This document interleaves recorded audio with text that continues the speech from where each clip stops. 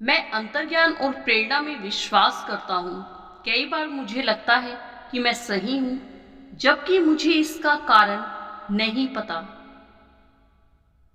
सापेक्षा सिद्धांत भौतिकी पर लागू होता है, नैतिकता पर नहीं।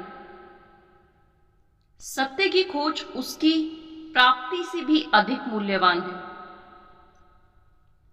सफलता जिज्ञासा, एकाग्रता, दृढ़ता और आत्म आलोचना से आती है। कोई भी बुद्धिमान मूर्ख चीजों को बड़ा, अधिक जटिल और अधिक हिंसक बना सकता है। विपरीत दिशा में जाने के लिए थोड़ी प्रतिभा और बहुत साहस की आवश्यकता होती है।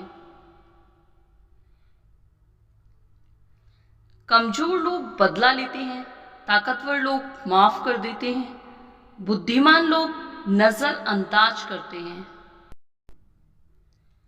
वह खुद को किस तरह देखते हैं? एक ऐसा व्यक्ति जिसकी कहीं कोई जड़ें नहीं है, हर जगह एक अजनबी। मैं एक बात पर विश्वास करता हूं कि केवल दूसरों के लिए जिया गया जीवन ही जीने योग्य है। किसी व्यक्ति का मूल्य इस बात में देखा जाना चाहिए कि वह क्या देता है, न कि इस बात में कि वह क्या प्राप्त कर सकता है। मैं जो बनना चाहता हूं, उसके लिए मुझे जो हूं उसे छोड़ने के लिए तैयार रहना होगा।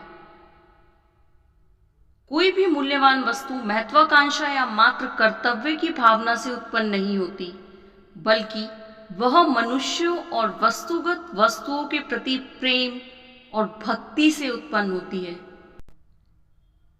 जीवन साइकिल चलाने जैसा है। अपना संतुलन बनाए रखने के लिए आपको चलते रहना चाहिए।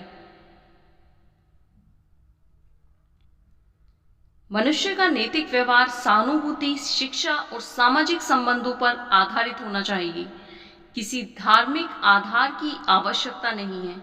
यदि मनुष्य को दंड के भय और मृत्यु के बाद पुरस्कार की आशा से रोका जाए, तो वह वास्तव में बुरी स्थिति में होगा।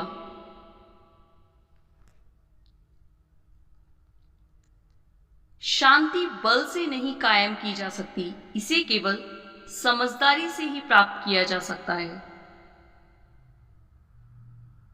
मैं एक कलाकार हूं और अपनी कल्पना पर स्वतंत्रता पूर्वक चित्र बना सकता हूं। नव प्रवर्तन तार्किक विचार का उत्पाद नहीं है, यद्यपि इसका परिणाम तार्किक संरचना से जुड़ा होता है। यह भयावह रूप से स्पष्ट हो गया है कि हमारी प्रौद्योगिकी हमारी मानवता से आगे निकल गई है। राष्ट्रवाद एक शिशु रोग है। यह मानव जाति का खसरा है। जिसने कभी गलती नहीं की, उसने कभी कुछ नया करने की कोशिश नहीं की। अगर हम अपने बच्चों और युवा पीढ़ी में जीवित रहे हैं, तो हमारी मृत्यु कोई अंत नहीं है, क्योंकि वे हम ही हैं। हमारे शरीर तो जीवन के वृक्ष और मुरझाए हुए पत्ते मात्र हैं।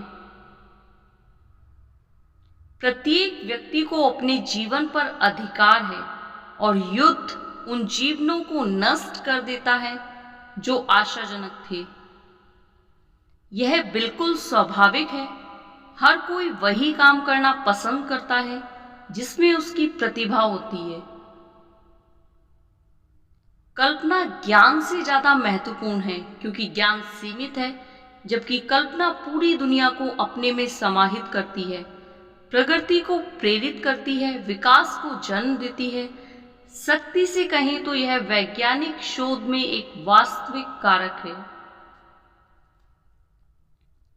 मैं एक गहरा धार्मिक नास्तिक हूं। यह कुछ हद तक एक नए तरह का धर्म है। उद्देश्यपूर्ण जीवन जिए, अपने आसपास के लोगों या चीजों को अपने ऊपर हावी ना होने दें। ईश्वर के सामने हम सभी समान रूप से बुद्धिमान हैं और समान रूप से मूर्ख भी। शाकाहारी भोजन अपनाने से जितना लाभ मानव स्वास्थ्य को होगा तथा पृथ्वी पर जीवन की संभावना बढ़ेगी, उतना किसी और चीज से नहीं होगा। बौद्धिक विकास जन्म से शुरू होना चाहिए और मृत्यु पर ही रुकना चाहिए। खाली पेट अच्छा राजनीतिक सलाहकार नहीं होता। मैं उस व्यक्ति को सलाम करता हूं जो जीवन में हमेशा मदद करता रहता है, जिसे कोई डर नहीं है तथा जिसके लिए आक्रामकता और आक्रोश अजनबी हैं। समान विचारधारा वाले व्यक्तियों के साथ संगति की भावना के बिना कला और वैज्ञानिक अनुसंधान के क्षेत्र में उद्देश्यपूर्ण शाश्वत अप्राप्य बातों में संलग्न रहने के बिना जीवन मुझे निरर्थक प्रतीत होता। यदि आप चाहते हैं कि आपके बच्चे बुद्धिमान बने तो उन्हें परियों की कहानियां पढ़िए, और यदि आप चाहते हैं कि वे अधिक बुद्धिमान बने तो उन्हें अधिक परियों की कहानियां पढ़िए। सरकार और देश के कानून के प्रति सम्मान को इससे अधिक नुकसान पहुंचाने वाली कोई बात नहीं है कि ऐसे कानून पारित किए जाएं जिन्हें लागू नहीं किया जा सके। सभी धर्म, कलाएं और विज्ञान एक ही वृक्ष की शाखाएं हैं। तर्क आपको ए से बी तक ले जाएगा, कल्पना आपको हर जगह ले जाएगी। प्रसिद्धि के साथ मैं आधिकारिक मूर्ख बनता जा रहा हूं, जो कि वास्तव में एक बहुत ही सामान्य घटना है। असफलता और अभाव सर्वोत्तम शिक्षा और शोधक हैं। मेरा वास्तव में यह मानना है कि हमारी शिक्षा में विशुद्ध बौद्धिक दृष्टिकोण पर अत्यधिक जोर, जो प्राय केवल व्यावहारिक और तथ्यात्मक होता है, के कारण नैतिक मूल्यों का प्रत्यक्ष ह्रास हुआ है।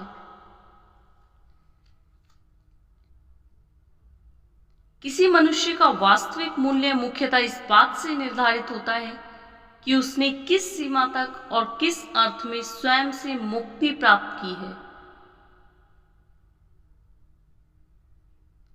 प्रेम बहुत अधिक खुशी लाता है, उससे कहीं अधिक पीड़ा देता है। सत्य और सौंदर्य की खोज एक ऐसा क्रियाकलाप है जिसमें हमें जीवन भर बच्चे बने रहने की अनुमति है। एक चतुर व्यक्ति समस्या का समाधान करता है, एक बुद्धिमान व्यक्ति उससे बचता है।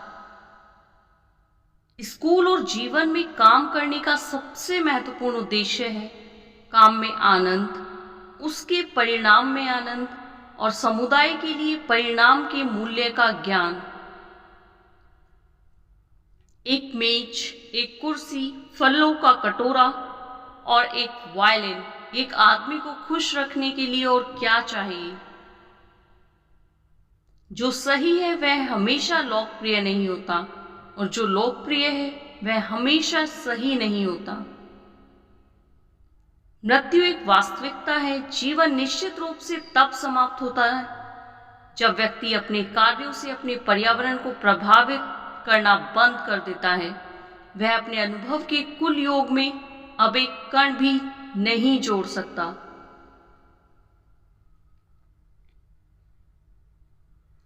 देखने और समझने में आनंद प्रकृति का सबसे सुंदर उपहार है। प्रत्येक नागरिक का यह कर्तव्य है कि वह अपनी सर्वोत्तम क्षमता के अनुसार राजनीतिक मामलों में अपनी मान्यताओं को वैधता प्रदान करे। नैतिकता सर्वोच्च महत्व की है, लेकिन हमारे लिए, ईश्वर के लिए नहीं। परमाणु ऊर्जा के उत्सर्जन से कोई नई समस्या उत्पन्न नहीं हुई है। इससे केवल मौजूदा समस्या के समाधान की आवश्यकता और अधिक बढ़ गई है। ब्रह्मांड का शाश्वत रहस्य इसकी बोधगम्यता है। भगवान को हमारी गणितीय कठिनाइयों की परवाह नहीं है। वह अनुभवजन्य रूप से एकीकरण करता है। मेरा मानना है कि सरल और सादगीपूर्ण जीवन शैली सभी के लिए सर्वोत्तम है। शरीर और मन दोनों के लिए सर्वोत्तम है। प्रकृति को गहराई से देखिए और तब आप सब कुछ बेहतर समझ पाएंगे। भगवान को हमारी गणितीय कठिनाइयों की परवाह नहीं है, वह अनुभवजन्य रूप से एकीकरण करता है। हमने जो दुनिया बनाई है वह हमारी सोच की प्रक्रिया है। सोच बदले बिना इसे बदला नहीं जा सकता। मैं अकेले ही घोड़े की तरह काम करने वाला घोड़ा हूं, न कि टीम वर्क के लिए। मैं कभी भी पूरे दिल से देश या राज्य, अपने दोस्तों के समूह या यहां तक कि अपने परिवार से भी जुड़ा नहीं रहा। खुद को खुश करने का सबसे अच्छा तरीका है किसी और को खुश करना। जब आप प्यार में गिरते हैं तो उठना आसान होता है, लेकिन जब आप प्यार में पड़ जाते हैं तो फिर से खड़ा होना असंभव होता है। इन संबंधों के साथ हमेशा एक अस्पष्ट अलगाव भी जुड़ा रहा है और खुद में सिमट जाने की इच्छा वर्षों के साथ बढ़ती जाती है। माई लवा मैरी के लिए बस खुश रहो, प्यार करो, चिंता मत करो। अंतरिक्ष स्वयं और समय स्वयं मात्र छाया में लुप्त होने के लिए अभिशप्त हैं और केवल दोनों का एक दयालु मिलन ही एक स्वतंत्र वास्तविकता को बनाए रखेगा। यदि आप सुखी जीवन जीना चाहते हैं तो उसे लोगों या वस्तुओं से नहीं बल्कि लक्ष्य से जोड़ें। माई लवा मैरी को इतने लंबे समय तक आपको न लिख पाने के कारण नाराज मत होइए। मेरे पास कहने के लिए ऐसा कुछ नहीं है जो आप पहले से न जानते हो, इसलिए मैं हमेशा वही करती हूँ जो हमेशा प्यारा और अच्छा रहता है। विवाह के बाद लोग एक दूसरे के साथ संपत्ति की वस्तु की तरह व्यवहार करते हैं, स्वतंत्र मनुष्य की तरह नहीं। मानव समाज में जो कुछ भी मूल्यवान है वह व्यक्ति को दिए गए विकास के अवसर पर निर्भर करता है। नैतिक संस्कृति के बिना मानवता का उद्धार नहीं हो सकता।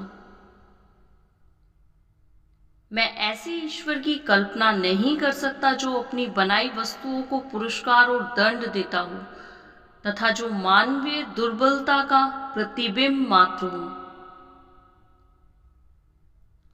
वैज्ञानिक अपना पुरस्कार हेनरी पोकारे द्वारा कहे गए आनंद में पाते हैं, न कि अनुप्रयोग की संभावनाओं में जो किसी खोज के परिणाम स्वरूप प्राप्त हो सकती है।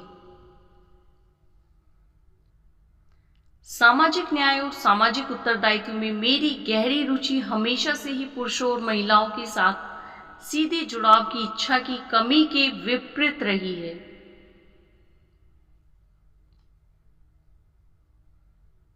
महिलाएं पुरुषों से इस उम्मीद में शादी करती हैं कि वे बदल जाएंगे, पुरुष महिलाओं से इस उम्मीद में शादी करते हैं कि वे नहीं बदलेंगी, इसलिए दोनों को ही निराशा हाथ लगती है।